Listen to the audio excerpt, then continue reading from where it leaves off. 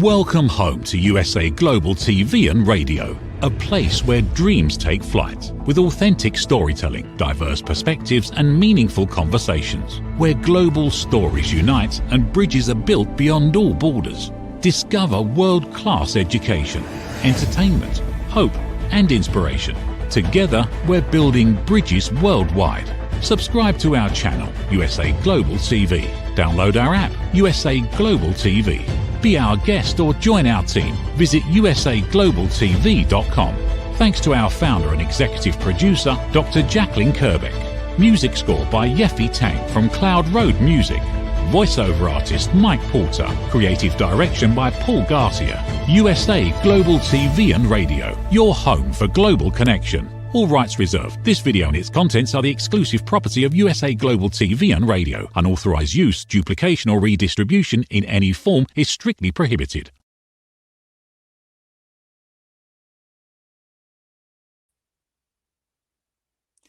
Hello and welcome to USA Global TV and Radio. I'm Tracy Cram Perkins and our show today is Dementia Home Care.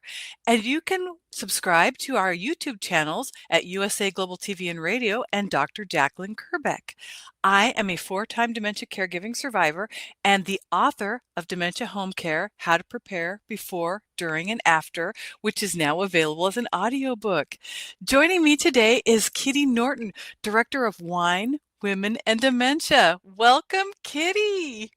Hi, Tracy, and thank you so much for having me. And I'm happy to have people here listening to us. This is great. Oh, I am so excited to have you on here. I wanted to know if you could tell the audience a little bit about yourself and how you got here. Sure. Well, my mom was diagnosed with vascular dementia in 2010. And my father was going to be her primary caregiver through her journey, with my sister and I helping him. But unfortunately, 6 years in, my dad died rather suddenly. And my sister, who lived on the coast, Oregon coast at the time, we're in Portland, and I was down in LA working at the time. But both of us just came back, and I decided to move into my mom's basement with my boyfriend, and boy, was he happy. And my sister came in from the coast a couple of times a week. So we split up the week and we cared for mom until she died in 2021. Okay, that doesn't sound even the least bit easy. You just gloss over it like it's so easy. Okay, let's talk a little bit about what happened with your mom, because bringing you two together and your boyfriend all together in the same house, taking care of her. How did the respite go? How did the journey go? Did you get sleep? Nobody gets sleep in dementia. Although that was the first pill we added to mom's regimen, was a sleeping pill, because she was not sleeping at all. My parents had a split level, so it was really easy for my boyfriend and I to live in the basement on Lexi's days that she was here, and then come back up and live with mom upstairs, when it was my turn. And it was difficult. My sister and I were coming from kind of a rough spot. We were just kind of coming together after a really kind of brutal fight about 5 years earlier. And, here we were thrown into the same house, and it was a lot of negotiation.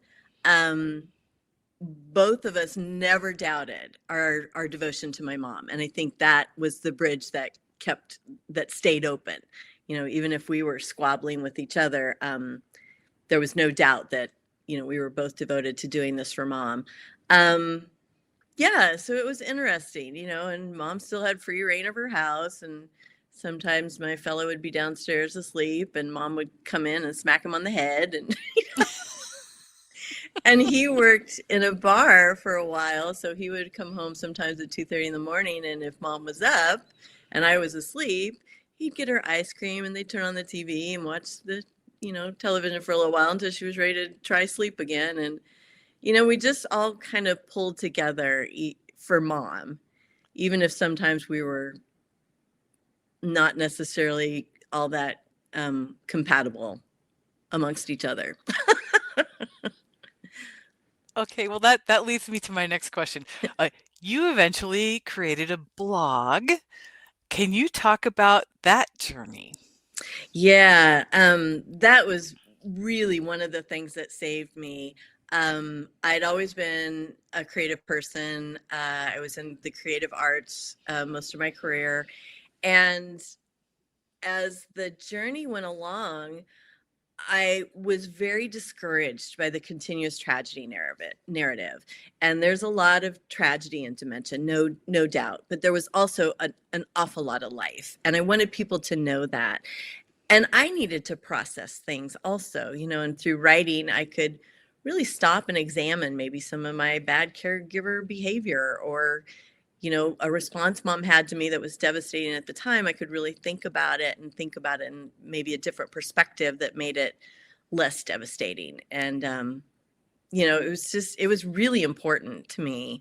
And I loved creating the images. I got to do all of that. And so I wrote a blog I started in 2018 and wrote it until about the end of 2022.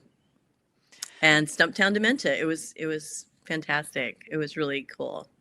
So it took off. Well, I would say that we never had like thousands of readers, but we still have steady readers who come in and read stuff. So some of the posts are up to about 2,000, 3,000 reads.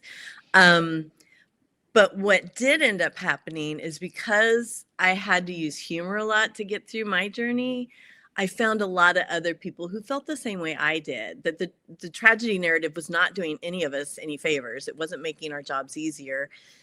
And we were all kind of using humor to help us and our person get through these days. And in that space, I made some amazing friends around the world. And then there were 5 in the US that became so very, very important to me. And we would email or Zoom, comment on each other's socials or the blog, but I'd never met any of these people. So after Mom died in March of 2021, it became very important for me to go meet them. And that and that led to a documentary. I want to hear how you came up with the RV. Oh my gosh. Well, okay, so my first motivation for doing this was just escape. I'd been in Mom and Dad's house for 5 years, and I wanted physical distance.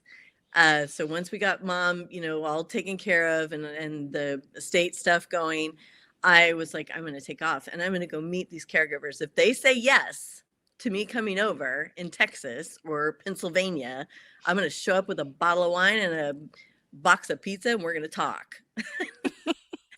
And all of them said yes. So then I got to thinking, well, those conversations might be really important for other caregivers.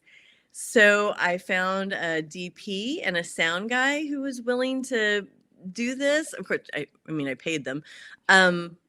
And they had to go in a separate car just to maintain kind of that distance artistically. And I got to thinking, I really just want, if I can find a beat up old RV that I can afford, I'm doing this in an RV. My parents had always RV'd. It always kind of seemed even more adventurous to hit the road and not stay in hotels. And yeah, so kind of the last minute, like before we left in September, and I found an RV I could afford in August. And then I took it to, one of those printer places and they slapped logos all over it. And I had Mom's face right over the gas can. And it was just amazing. And it said Wine, Women, and Dementia on it. And Bethy, my friend who went with me, we would laugh because people would kind of drive by us and go, And we thought, they're looking to see if we're drinking wine and if we have dementia, if we even know where we're going. But it was amazing. Oh, that is so funny. And you brought your dog. I did. Mr. Bones, Barnaby Bones, came with us. He's also a cast member. I'm thinking he did so well, I might give him lines next time. I love that. I love that. And so you and your friend went on a little road trip that involved over 7,000 miles. Yeah, right? we were a little Yeah. over 7,500 and we Yeah. just went all around the country, just made a big circle in the month of September. We started from Portland. We had done Seattle. Allison Schreier, who is now Zinnia TV, we did her a month earlier just to make sure. I wanted to come home with the footage and make sure before we really embark, is this going to be worth watching? And I watched the footage down and I was like, wow, this is a film. So we started in Portland, went to Chicago first. That was our first stop. So I think that was like 6 days. And then we went on to New Hampshire, Pennsylvania, Atlanta, which I had my very good friend, Nicolette, lives down there, and Dallas. Dropped Bethy back off in LA because she had flown up to go with me. And then me and Mr. Bones came on up the Pacific coast, and it was incredible. It was 27 days for me. Wow. Wow. Okay. Yeah. So staying with 2 women in a RV, not including Mr. Bones, there had to be moments when you were tired and maybe you didn't quite get along. No, No, really? Actually, no, Bethy did get she was pretty tired. And at one point when we were in New Hampshire, we couldn't find lobster rolls. And she got really upset about that. Not at me, but she got upset about that. And it was the next day that I said to her, Beth, did you know that was my birthday? Oh, no. But it was fun having something over her for the rest of the trip. So it all worked out for me. So, okay, you got all these people to open up to you and share their journey. I mean, I have seen the film twice, I'll be honest. And it was the first time I watched it, I'm glad I didn't see, you showed us the short, which is only like 58 minutes or something like that. When I watched the long version, I'm glad I was by myself because I wept my eyes out. It was that emotional. How did you get everyone to start opening up like that? I mean, that was just incredible. It was nothing that I did. Okay. We had already established that we were friends, and a lot of Beth and I would joke every time before we pulled up to somebody's house, because we were going to, park the RV, stay up and shoot our thing at night, and then stay there. So we had to plug into their garage, and we'd always joke like, oh God, what if they hate us? What if I hate them? What are we going to do? We have to stay here tonight. But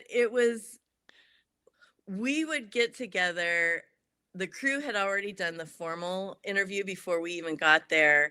And so we would get there, we would have some dinner, and then while the crew's setting up for the night shot, and they would come in and get after us, and they'd be like, you guys got to stop talking. We don't have the camera set up. These are really good stories.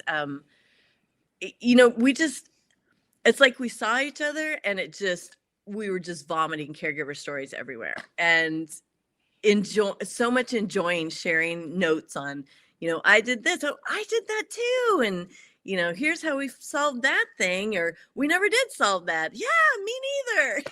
Just like funny stories, outrageous stories, the really tough stuff. We just talked about all of it. And once we did 3-hour shoots at night, and once the crew would wrap and leave, we'd continue. We'd just stay up and keep talking, It was amazing. I didn't do anything to get these people to open up. Maybe the wine helped a little bit just to get us going. But other than that, we were just so excited to share what we had been through. So, okay, I want to dive into a nitty-picky detail. You had coffee cups for everybody? And they were tin. Because they were all I could afford. Oh, okay. So for the people that haven't seen the film, Kitty was bringing coffee cups for them to drink the wine in because she didn't want to walk upstairs and wake her mom up while she was caregiving for her. So this is just such a wonderful thing because when you were bringing it in, just showing them the coffee cups, it was so cool. It was just like, and they would look at it at first, and then the light would come on. It was I just love that. I know Veronica and I have an exchange where I'm explaining that. I'm like, here's the coffee mugs, but that's because we, Lexi and I, when we'd have a wine night, we didn't want to walk upstairs and wake mom to get real glasses. And she goes, I tiptoe around here all the time. And that was like within the first 5 minutes of meeting her. Like, it was just so compatible, we just couldn't stop. So yeah, That was the thing with the coffee cups. And we do still have coffee cups for sale in the shop, although now they're actually really good coffee cups and not the tin ones. Those all got given away. Well, I hope you autographed them because they're collector's items now. Oh, I am not sure about that, but thank you for the Yeah. compliment. Oh, well, the fun part of your film is everyone was real. Like, okay, since you did Allison ahead of everyone else, let's just talk about this for a minute. Allison Schreier was on my show a couple months ago, and she's just such a wonderful person. But to Yeah, see her bleed on the screen like that, talking about caring for Evan, yeah. you guys were sitting in the bedroom and she was pouring her guts out. Yeah, it was incredible. Do you want to talk a little bit about that experience? Sure. Like I said, we did Allison early, and and everybody was like that. Nobody held back. The crew would often get more emotional responses in the formal interviews than when the two of us were talking later at night in the informal interviews. Um, and Allison just came out of the gate ready to talk. She just had all of this that I feel maybe she was processing too, and just getting it out of her system. Um, and that was amazing. I think it wasn't just that I needed to process, it was that everybody was looking for some way to kind of unburden themselves with the fact that they found something really funny, even though most people might say, oh, that's really awful. Or the fact that they were doing sometimes a terrible job. And actually, that was mostly me. But yeah, it was amazing. And so many things landed on the cutting room floor too, or never made it to the first cut. We sell Blu-rays and DVDs, and so I think there's 6 scenes that just didn't make it into the film, and we ended up putting those as bonus features on the DVD and the Blu-rays. So, but yeah, I hope that answers your question. It's kind of the same answer as before. We just wanted to talk. Oh, absolutely. So let's talk about your journey now. We're going to go back a little bit in time when you're taking care of your mom. What was that like for you? Uh, it was very difficult. It happened really fast. My father was diagnosed with pancreatic cancer and died within 3 weeks. And 2 of those weeks we spent getting him ready for chemo before some doctor finally said, "Hey, Mr. Norton, this is the end." So I felt like one thing in finishing the journey for both of them, for my dad, I just wasn't there enough. I regret so much that I didn't say or didn't do. And especially like those first 2 weeks that we had with them, because I thought we were trying to keep his spirits up for chemo instead of going, wow, Dad, you're leaving. What can we talk about? What do you have to tell me? What do you have to impart? And for Mom, by the time we finished Mom's journey, both Lexi and I felt like there is just nothing left to do for her. Gloria, get on out of here, man. There's no going back. And the only way forward is that way. So that way. But it was a big change. And in some ways, it was a good change. While I was doing very well down in LA in post-production, LA wasn't my place. And I always tell people the last gift my dad gave me was I had to come home and take care of Mom. He brought me home. I would be so exhausted. And you try and just redirect and put on a happy face. And oftentimes I was very successful, but there was a few times where Mom went through some really difficult periods, like a full year in the rage stage. That was really trying. Then she had this like 3 weeks of just abject depression where she just hated everything. And, I was about ready to put her out on a corner and with a, will you be my caregiver sign? Just like, I can't take it anymore. It's hard. It's a really hard journey. What made the difference for me was my sense of humor, our family sense of humor and community, the community that I built, the way I brought already friends and family into Mom's journey. Yeah, it's difficult. It's tough stuff. Oh, there is no doubt. Yeah. This is, Yeah, yeah, you've done it 4 times? 3 times? 4 times. Yeah, it's not easy. I I think anybody who is going through the caregiving process, if they watched your film, would not they would bond with what you are doing because it is such an emotional journey. We all feel so isolated and alone. You had a way of making it very inclusive, which is another thing that I admired about the film is that you brought people in, you shared their stories. Every one of us that has done caregiving could relate to that journey. There was not a single moment that you didn't have that wasn't raw and real. And that's something that I appreciated. And I don't know, how was it for you being on the receiving side when you were connecting with everybody? I mean, you were talking a little bit about it, but I mean, what was it like to just have that time to share with them? And are you still sharing with them? Oh yeah, we're all still in touch. It was I think I kind of covered that just with the processing and the gratitude for having someone to talk to. I'll say I'm still sharing the film with the world, and there's a lot of in-person screenings still happening. Sometimes they bring me in to be there for the screening and talk to audiences afterwards, and that's incredible because what you just said about your response to the film, this is the first time so many caregivers have seen themselves in this journey. You know, it so often focuses on the data or the person living with dementia, you know, the brain changes, the professionals.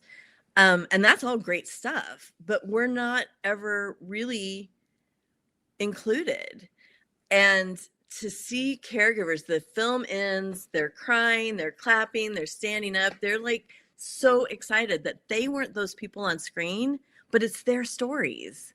You know, everybody says every dementia person is different. Well, sure, but both people living with dementia and caregivers are going to experience very similar feelings, very similar successes, and very similar failures. And that's what we put on screen. So, you know, you walk out of that film and you're like, I am not alone. I am not alone. There are people saying the really gross stuff that I think in my head out loud.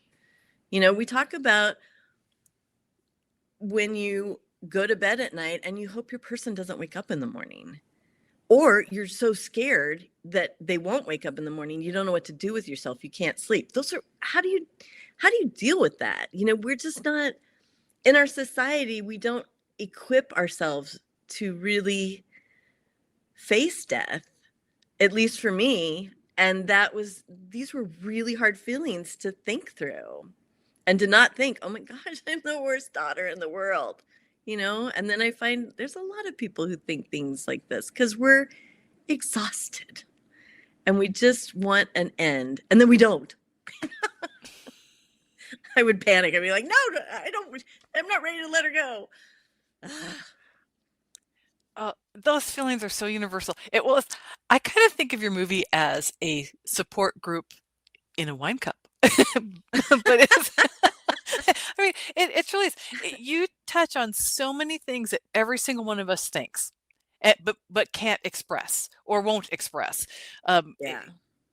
Yeah, there's so much self-doubt when we're caregiving for somebody like that, and we're not equipped necessarily for any of the things that come at us, and sometimes no 2 days are alike, and like you said, you had a full year of a really challenging experience there. Woo! Boy, was she pissed at everything. Oh, but you also had some really incredible moments of joy. Can you talk about some of those? Like, what about the sunglasses? Oh. Wait, are you talking about from my blog? Yes, from your blog. Yeah, yeah. Yeah. So Mom, in the later stages, probably a couple years before she died, for some reason she started wearing her sunglasses upside down. And I would kind of correct her or put them on right sometimes. And then one day I was just like, hey, that's how she wants to wear her sunglasses. Who am I to start, knick-knacking at her? So we were driving around. Had gone down south to see an aunt, and we're coming back. It was quite a long drive. And I pull up to a light, and there's these kids in a car next to us, and they were just giggling and laughing at mom. I thought it was the funniest thing. So I took my sunglasses and I put them upside down too. Like, this is just how we do things in the Norton household. And I could barely see. Luckily, I didn't hit anything, but I went like that for about a mile. Like, yep, that's right. That's how we do things. It's the cool kids wear them like this. Oh my God, that is so funny. But it's celebrating those moments though. Oh my gosh, some of the best memories, even after the fact. I mean, look at how many years ago that happened, and here Yeah. you are still laughing about it. Oh my gosh. And you have to like, laugh. And I think too, like, dementia gave mom opportunities also. It didn't just take away. The person that she became, still Gloria Norton, but just a different iteration, was very open, was very friendly to men and babies especially, which didn't always, moms and wives didn't always appreciate that. But, this woman who had been somewhat timid her whole life and very uncomfortable, she was a very beautiful woman. She was very uncomfortable with that attention. She just opened up, the whole world was there to hand her a cup of coffee and smile back at her as far as she was concerned. So, I thought there's parts of mom that are coming out that she would have never experienced had it not been for dementia just opening her up. That's so incredible. We don't often get to see our parents' other side. I mean, I can't speak for you, but I can only speak for myself. It took me a long time to transition from being the daughter to being the peer to being the caregiver and being okay with that. I mean, that was not an easy emotional leap to make. Yeah. However, when you get to the other side, I realize it's hindsight, but it makes it easier to cope, So this makes me ask another question. What, in retrospect, would you alert people who are new to caregiving to be aware of? Oh, I have a few gems. First of all, I think all of us go into this afraid of poop. Like, I'm not going to wipe my husband's butt. I'm not going to wipe my mom's butt. You know what? Poop is the least of your worries. Get over it. There's way worse coming. And that's my other little gem that I tell caregivers. You think you're upset now? Oh, honey, it's getting so much worse. You're going to look back on this and laugh and be like, why on earth did that upset me? Because this is 12 times more horrible. So if you can get that sense of humor kind of going for you, it just helps. It doesn't make anything easy, but it does make it easier. And that's how I got through it. Poop's not a problem and everything's going to get worse. So enjoy what you have right now. Be happy in the moment. I know. Trust me, a year from now, you're just not even going to be able to get out of bed in the morning. So you're fine. Oh my God. Oh, I so feel that. So, okay. In thinking about that, you have all these other people that you have connected with around the country, around the world. And are they giving you advice or are they asking you for advice nowadays? No, because I don't really put myself out there. In fact, the one thing I do say a lot on my socials is I'm not an expert on dementia. I'm an expert on getting my mom through dementia, and I am happy to share ways that we did it. But people who give you do's and don'ts, you got to find your way. And those are great recommendations. Try them out. If it doesn't work in your situation for your person, then be like, well, we're going to kind of go with one of the don'ts, and one thing I get frustrated with is when people get really upset at other family members because they aren't, they come in and do all the wrong things. And I think one thing that we do with dementia, at least I see a lot of caregivers do, is we make it so precious. And if it can't be done a certain way, then our person's going to like lose their minds for the next 3 weeks. Your person's going to forget if someone was talking to them wrong or talking down to them or keep saying, don't you remember? Don't you remember? Don't you remember? I had one of my relatives who wanted to do that a lot, who wanted to just do all these kinds of things that weren't really helping. So instead of correcting her, I just said, try it. If you get a good response from mom, you're doing great. If you don't, well, here's what I do instead. That may work better. Give people the opportunity to fail, because otherwise they're just going to be so terrified of doing things wrong, they won't show up, and that's one thing I think while I was so vocal about my failures, because I wanted people to know, don't worry if you do things wrong. People with dementia are doing things wrong all day long. You'll fit right in. And FYI, us caregivers don't really know what we're doing either. So ask us for some advice, but just be there. Just be there and make the mistakes, because we'll certainly help you get back to a better place. And it's worth showing up for. This is a journey that's worth being a part of.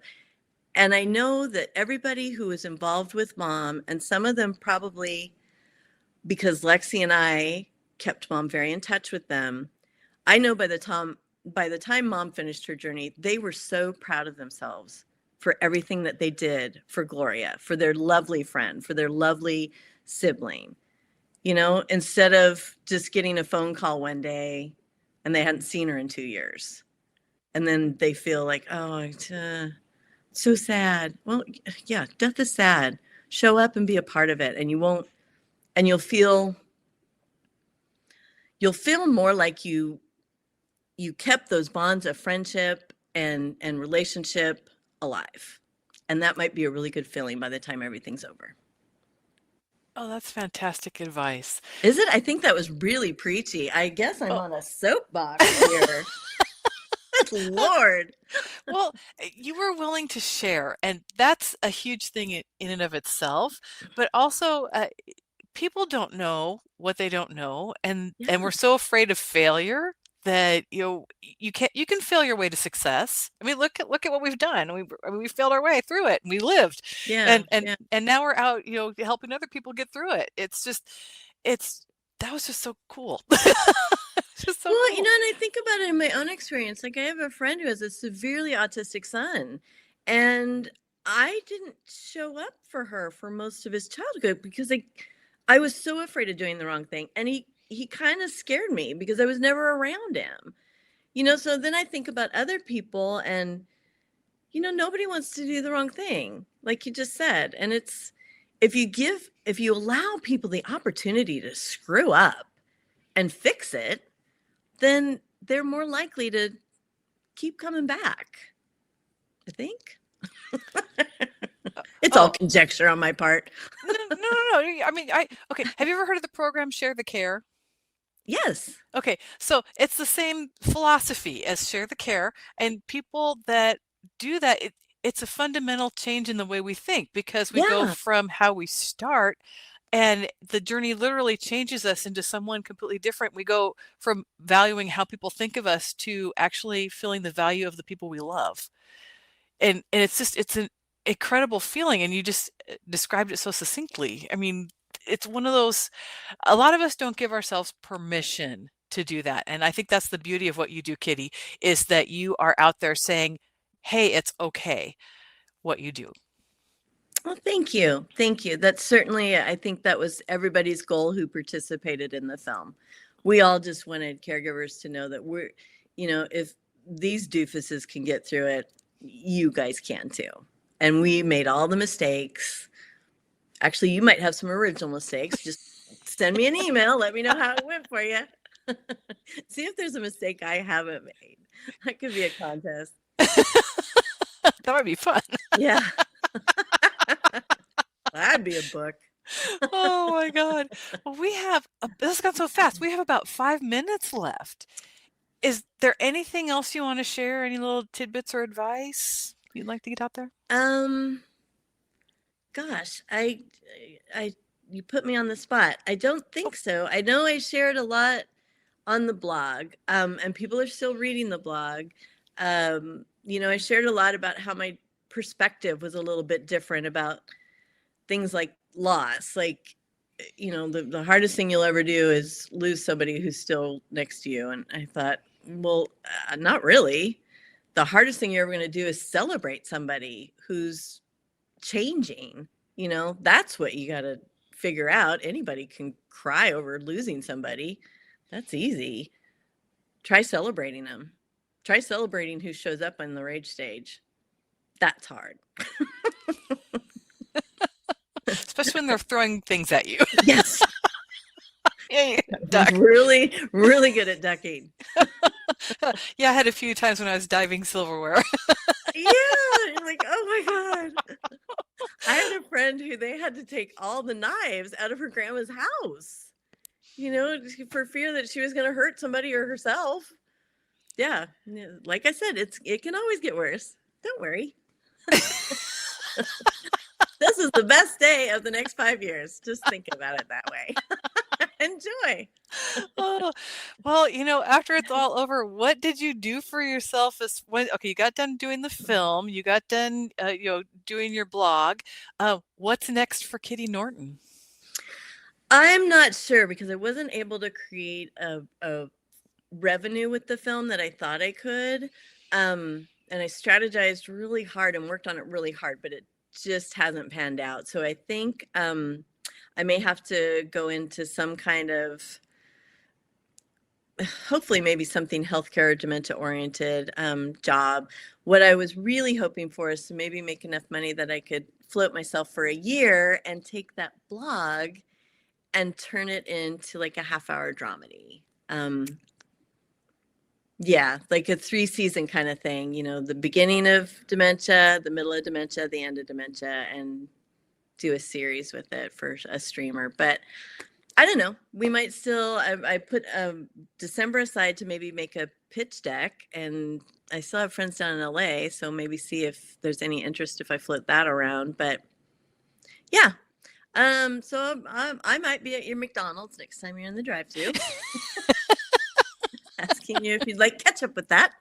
Or I might sell a project that goes a little further. And it would, the one thing that's hard about my film is it's not very diverse.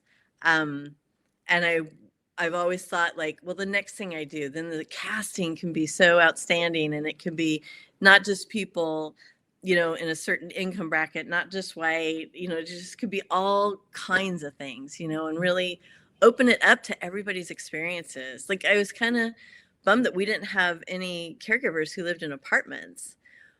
But the thing was, I didn't cast this movie. I set out to go visit my 5 friends, and these were the 5 that it turned out to be, So I didn't even think about it until afterwards, I think, after the trip. And I was like, we're awful white. There's a lot of white girls in this thing. So yeah, so that's another thing I would love to do is show more of the spectrum of people who are dealing with this. And we're getting to look at your website. Yeah. Well, anybody out there watching this, if you get a chance to watch Kitty's film, it's a wonderful film. Bring Kleenex.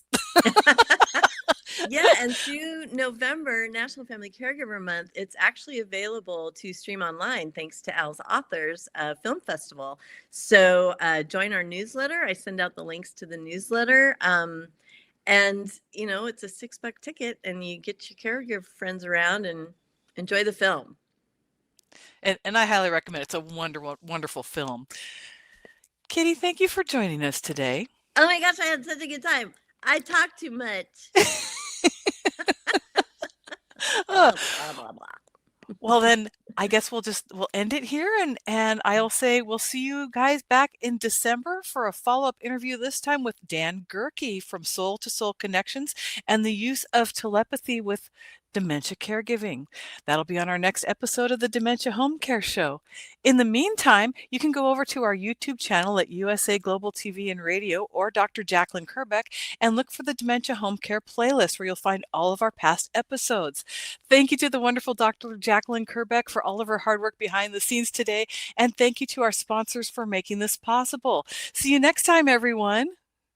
USA Global TV and Radio proudly presents Tracy Cram Perkins, a dementia caregiving survivor teaching how to balance care with peace of mind.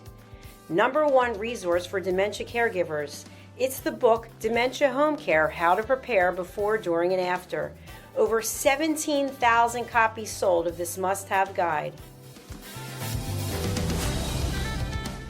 And now a testimonial from Tracy Smith.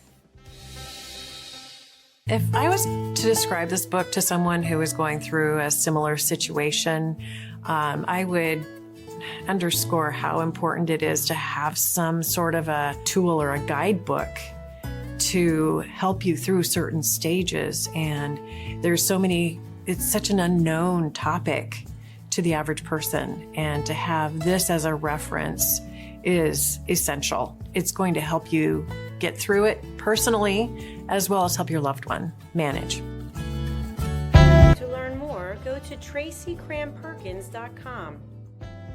Tracy Cram Perkins is an award-winning author. She's also the host of Dementia Home Care television show. Watch it here on USA Global TV and Radio.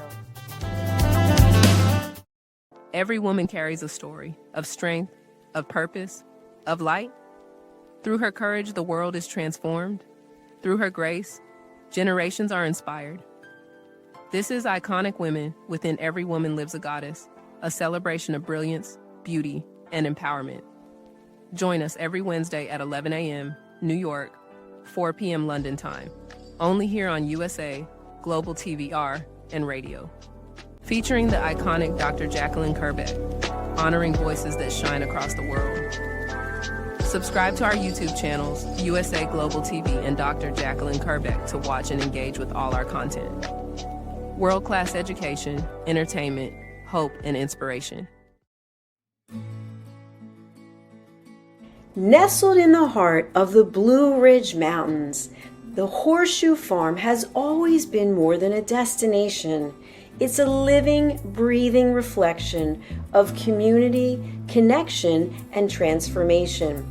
Once a humble family farmstead, it has evolved over the years to become a sanctuary for travelers, seekers, families, and friends alike. Originally reimagined by the Turchin family as an Airbnb property, the farm began its journey into hospitality with simple roots, welcoming guests to experience the beauty and peace of the sacred land. As word spread and the vision deepened, the property organically blossomed into a boutique resort, rooted in the values of slow living, intentional experiences, and the magic of gathering. Today, the Horseshoe Farm is a 90-acre experiential retreat that merges hospitality, wellness, and culinary excellence. It is home to the Stable Spa, the Silo Cookhouse, distinctive lodging options, and a curated calendar of events that nourish mind, body, and spirit. Our guest experience is designed to be both grounding and expansive, where the comforts of luxury meet with the simplicity of nature. At its core, the Horseshoe Farm is about transformation of land, of self, and of community. We are proud of where we've come from. We are confident in who we are today and excited for the road ahead. Hello, I'm Dr. Jacqueline Kerbeck, also known as the Listening Mentor and President and Founder of USA Global TV and Radio. I had the opportunity, the pleasure of attending a retreat at the Horseshoe Farm just recently. I was so impressed with all of the opportunities that were presented to me in this glorious setting as well as the highest level of customer service, that I've decided to put together a retreat at the Horseshoe Farm in Hendersonville, North Carolina, United States of America, June 3rd through the 6th, 2026.